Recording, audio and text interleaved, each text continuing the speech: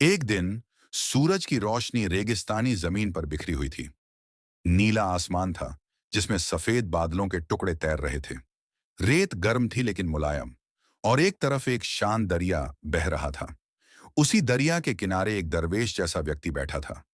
उसके पास शहद से भरा कटोरा और कुछ सूखी रोटियां थीं। वह चुपचाप रोटियों को शहद में डुबोकर जमीन पर रखता जा रहा था, जैसे किसी फकीर का लंगर हो।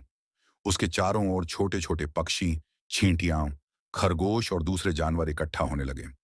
सब उस व्यक्ति की दरियादिली देखकर खुश हो गए और खाने लगे।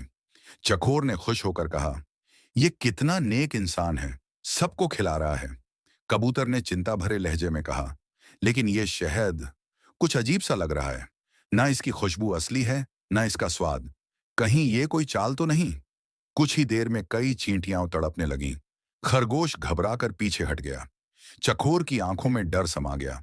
कबूतर झटके से पीछे हटा और बोला, यह शहद जहरीला है। वो दरवेश जैसा व्यक्ति धीरे धीरे मुस्कुराने लगा। उसकी मासूम सी मुस्कान एक जहरीली हंसी में बदल गई।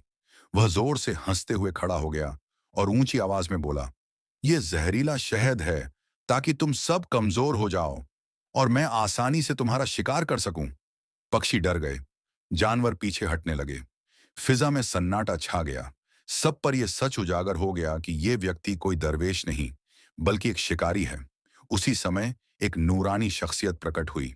बाबा जी, हरे रंग का पगड़ी, पग, लाल दरवेशी लिबास, लंबी सफेद दाढ़ी, बड़ी सफेद मूछें और लंबे सफेद बाल, रूहानियत और बुद्धि की जिंदा तस्वीर। उनके आते ही माहौल बदल गया। फिजा में सच्चाई और चेतना की हवा बहने लगी। चकोर रोते हुए बाबा जी के पास पहुंचा और कहा, बाबा जी, इसने हमें धोखा दिया। ये दरवेश नहीं, शिकारी है। बाबा जी ने उस दरवेश जैसे व्यक्ति को ध्यान से देखा और पूछा, क्या तुमने शहद में जहर मिलाकर जानवरों को खिलाया? वह हंसते हुए और गर्व से बोला, हाँ, मैं शिकारी हूं। नेकी का चोला पहनकर शिकार करना सबसे आसान तरीका है। बाबा जी ने गहरे लेकिन सख्त स्वर में फरमाया, जो मीठी बातों में जहर छुपाता है वह दरिंदे से भी खतरनाक होता है। ऐसा इंसान सिर्फ शरीर को नहीं, भरोसे को मारता है। वो दिलों को जख्मी करता है। धूप तेज हो गई। जानवर बाबा जी के चारों ओर इकट्ठा हो गए। वह शिकारी झुककर जमीन पर बैठ गया, जैसे अपने कर्मों का बोझ महसूस कर रहा हो। बाबा जी ने आसमान की ओर देखा, आंखें बंद की, और पूरे माहौल में एक नूर फैल गया। वह रोशनी सिर्फ सूरज की नहीं थी, वह थी हक की, सच्चाई की और असली पहचान की रोशनी।